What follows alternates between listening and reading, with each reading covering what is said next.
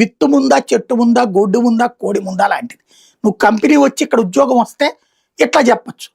కానీ ఉద్యోగాలు చేసేటటువంటి వాళ్ళందరూ అక్కడికి వెళ్తుంటే ఇక్కడ కంపెనీ ఎందుకు పెట్టుకుంటాడు? ఇదో సమస్య. కాబట్టి అమరావతి అన్నటువంటి దానికి తోడు జగన్ ఉన్న టైం, జగన్ రాకముందు 3 కోట్లు 4 కోట్లు ఉండేది. ఆ 29 గ్రామాలు, ఆ చుట్టుపక్కల ఉన్నటువంటి గ్రామాల్లో ఎకరం. ఆ తర్వాత జగన్ అధికారంలోకి వచ్చాక 40 లక్షలకి 50 లక్షలకి పడిపోయింది. కొనేవాడు కరువయ్యాడు. ఇప్పుడు వచ్చేటప్పటికి 3 నుంచి 4 కోట్లు మళ్ళీ ధర పలుకుతోంది బాబు సర్కార్ వచ్చాక. కానీ కొనేవాడు కరువయ్యాడు. రిజిస్ట్రేషన్ లేవు, భూమి లేదు. నాట్ ఓన్లీ అమరావతి, విజయవాడ, గుంటూరులో కూడా లేదు. ఇప్పుడు ప్రస్తుతం ఎక్కడన్నా భూమి ఉందంటే విశాఖపట్నంలో మాత్రమే ఉంది. దీనికి కారణం నేను చెప్పినట్టు మన జీవన విధానపు ఆలోచన ధోరణిలో మార్పు. అది జాగ్రత్తగా ఆలోచించుకోవాల్సింది.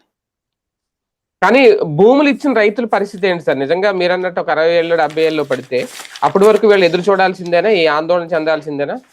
ఆందోళన ఏముంది? ఇదివరకటి రోజులతో పోల్చుకుంటే రేట్ ఎక్కువ వచ్చినట్టే కదా. ఇప్పుడు ఆ రోజుల్లో 4 లక్షలు 10 లక్షలు, ఇప్పటికి 50 లక్షలకి కోటి రూపాయలకి కొంటారు గ్యారంటీ. 50 లక్షలకి కోటికి కొంటారు.